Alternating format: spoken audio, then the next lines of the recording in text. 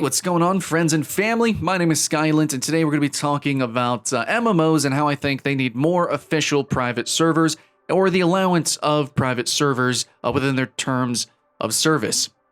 Currently, I think a few players are lamenting the fact that Worlds Adrift is shutting down. I think a lot of people actually were really hopeful for what this game could have been, but the truth is it didn't have many players to sustain its games as a service model. But that's kind of where I wanted to springboard off of, because really this game did have some interesting concepts. It was spread very, very thin. Worlds Adrift was maybe too adrift. And actually the gameplay in the background is going to be from my first look, which I thought was a fun video-ish. I did my best to show the highlights, and I did my best to have fun. But even in that video, I actually refunded it directly afterwards. Like, I wanted to keep playing, but I just didn't see any players really. I saw like one player. I didn't really feel the MMO. There wasn't really PvE, and the PvP scenes looked interesting from the trailers. But in the end, this game, which had such promise, which just really seemed very interesting. Like Guns of Icarus was another game that's like airship battles that waned dramatically with the player base. And it seems like something that's such a dream. Currently, we actually have a couple of games coming out where, with airships, Air, actually, literally, Ascent Infinite Realm, Air is coming out, Airship MMO Combat. I'm sure we're going to have more. In fact, a lot of people were excited about Atlas. Atlas was a pirate ship combat game, and some people are really enjoying actually Sea of Thieves. The idea of having like a ship and a guild or a clan running this machine machination. Oh, speaking of that, machines. Oh my gosh, there's another game coming out called Last Oasis where you have strand beasts. They're wind-powered walking machines. That players guilds actually run and, oh my gosh, conquest the world over. So the idea of like moving base sieges is so awesome, especially if it's airships. It's such a cool gimmick. And then, of course, you have all the floating islands in this game. You have the grappling hooks. And this game had so much style, plus the fact that players make a lot of the content, not just the ships that they fully customize, but the islands themselves that they can customize and put into the game and playing around with. That was such a cool freaking concept. But I really think they floundered the game here, because the game is shutting down. The game is done. But the thing is it shouldn't have to. There's tons of games out there that are very popular. Worlds Adrift was announced during probably the peak of games like Rust, like Ark Survival Evolved, which all allow officially private servers. They even allow for players to search for the private servers within the game. Minecraft, another popular one. And these are games which can potentially have MMO servers. And you guys might know Windcraft. Actually, in Minecraft, I know that there's a few MMO servers in Rust. I believe, Nerd Slayer actually, I think, is working on one as well. A full, like, sort of medieval MMO server in Rust. So these things exist, and they persist, even if sometimes, the player count gets a little bit low. Because they kind of exist in their own special little bubble. And if you could imagine here, if Worlds Adrift was able to exist and they just put in private servers, people would still play it, people would still have fun. In fact, you might still have people making videos on it, might get more attention on it. It might slowly grow over time, which is really hard to believe. But when you allow players to congregate, even if it's not that many players, if you give them the tools to create a community, then that community can grow. And I've seen this with private servers, MMOs, such as Toontown. I actually went to a Toontown convention. Can you believe that? A game that shut down, that then kind of regrew from a handful of people, and then grew into a big convention. That's insane. I think we could probably see that with Return of Reckoning, Warhammer MMO, and a few others as well. But it's entirely possible if you give players there's conventions of Minecraft servers, like Hypixel, things like that, like servers, not entire games, servers. And I think that's what people who make MMOs kind of forget. They kind of turn into developers. They kind of forget what it means to be a player. So they have this original concept and they sell you an idea. They sell those founders packs, which we're going to get into soon. They sell all these things. They sell you an idea, which they themselves probably believed in. But then when they actually make the gameplay loop, when they're actually making the game as a service, they remember to monetize that service and they keep thinking ahead about how much money they're going to make, how can they keep growing, but they're not thinking, like what it means to be a player. Those little tight-knit communities, those guild services, because this game is a service, you got to service the guild and give us the ability to do things and have an impact on the game and influence. Give us that player expression, which, Worlds Adrift, you gave us island creator, you have the ability to make different ships. Really, just give us the ability to search for private servers inside of the game. Give us the ability to create private servers. Give us the ability to play the game, because I just don't see why it's shutting down. Why is it ending? Why is an entire game getting canceled when so easily players can continue to create the content? Really, I mean, Worlds Adrift has given us a lot of tools that a lot of these games don't for their server browsers. Anyways, for their server creation. So I just think that more MMOs, I've seen so many that have come down, shut down, have reignited. So like WildStar is another example. WildStar is actually an amazing game. That's a horrible MMO. Didn't work as an MMO, but as a dungeon diver would have been amazing. Worlds Adrift as an MMO is way too empty, way too boring. But if players themselves can create the communities and create the worlds, and maybe they can make like a battle royale, freaking, airship battle royale game inside of their own server. Like players are a little bit more creative than developers, in my opinion. When it comes, a developer just, I don't know, something happens when you make a game. Something happens. You cross a threshold and your brain changes. Your brain changes so much that you're willing, because you think you can't fund further content of the game. You just got to shut it down.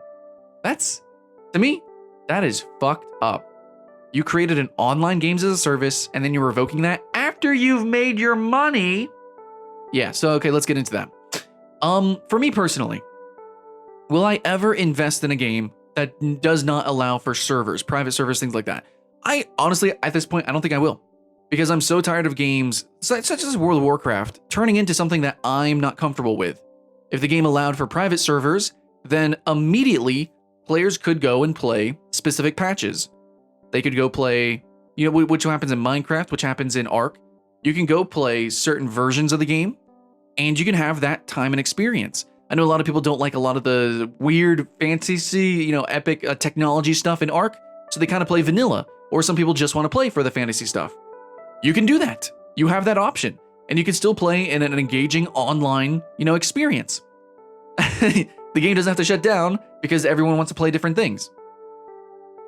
Worlds Adrift does. But yeah, World of Warcraft has totally changed, and so I don't want to play it anymore. But they are releasing, classic servers. That's cool. That's good. I do appreciate that. More games should probably do that. And I do hate the idea of splitting up player bases, but I'd rather have player bases be split doing things that they want than the entire game and those entire ecosystems dying.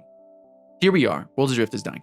So yeah, in my opinion, as a critic, not my job to give solutions, but fuck it. I'm a YouTuber. I'm just a gamer. I'm just having fun. So my solution to a lot of these MMOs shutting down is just give us player control over the service. Seriously, that's where all these games ruin themselves. You have a lot of cool ideas, and even if there's some pros and cons with the gameplay, we can get over those speed bumps, and we can enjoy the game if, we actually have the tools necessary to socialize it and play the game in a social way, because that's the point of these games. They're online games. They're online social MMO games. Let's go, okay? So a lot of the games, they have really redonkulous cash shops, things like that. Keep that in your vanilla servers if you need it, but give us private servers.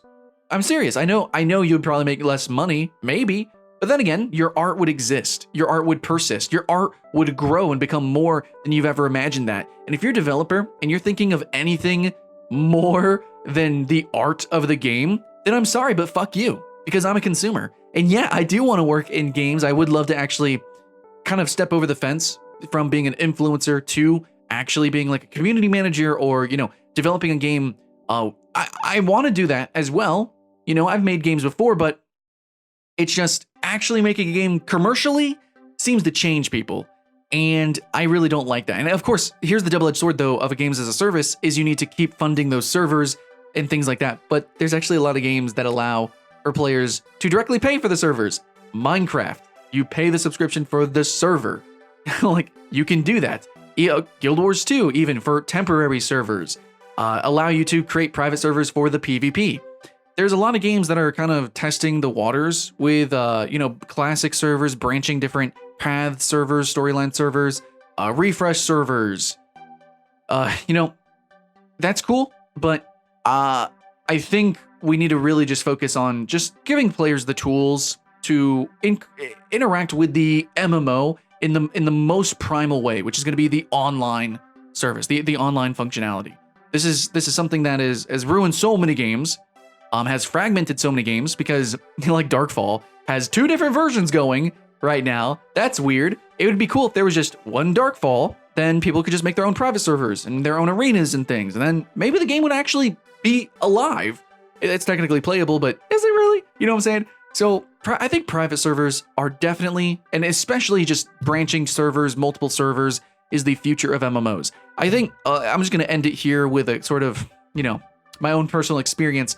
But I remember playing World of Warcraft back in the day, and you locked into a server, unlike RuneScape, where you could just jump back and forth, which is also a really cool thing. But anyways, in World of Warcraft, you had to set a server, and I remember thinking that every single server was like a totally different world and totally different experience. Not exactly, but at first it doesn't seem like that, right? It's like, okay, it's just a copy, everyone plays the same. But actually, when you really get into it and the people you play and how they play, actually the different servers make a huge difference.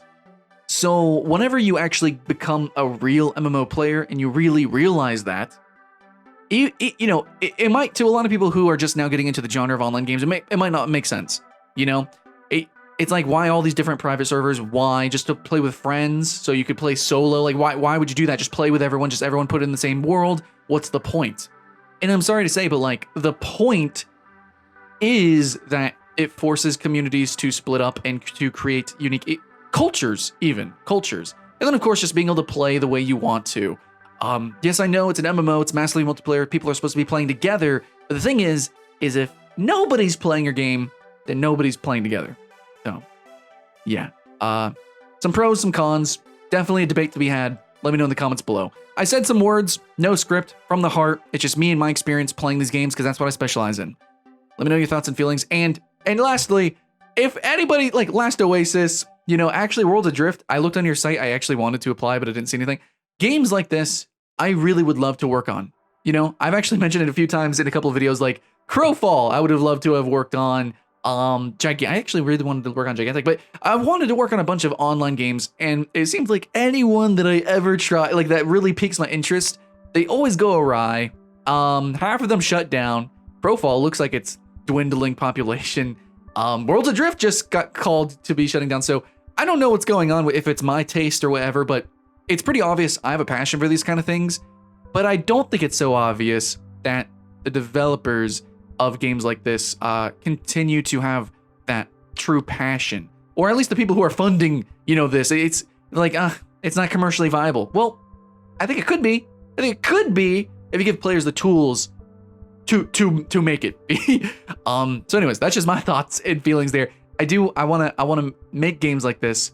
So I want to believe that games like this can exist. I have so much passion for it, but I really think that if you're going to have games that focus on player agency and player expression, you need to, the most expressive part of any online game is going to be the servers and that interaction, how players actually play online together. You got to give us those tools too. You got to give us that choice. You got to give us that opportunity, please. And thank you. If it's having a server browser that's free roam like RuneScape, or giving us more choices and options of different playstyles like what's happening now with classic WoW being introduced, if it's things like that, please. But especially if you could do it just like Minecraft. Minecraft, gold standard, absolutely. If you have to, make players pay for a subscription fee to run the servers, that's fantastic. That is the peak, sort of like evolution, in my opinion, for MMO gameplay. That's all. Keep the hype alive. I'll see you again next time.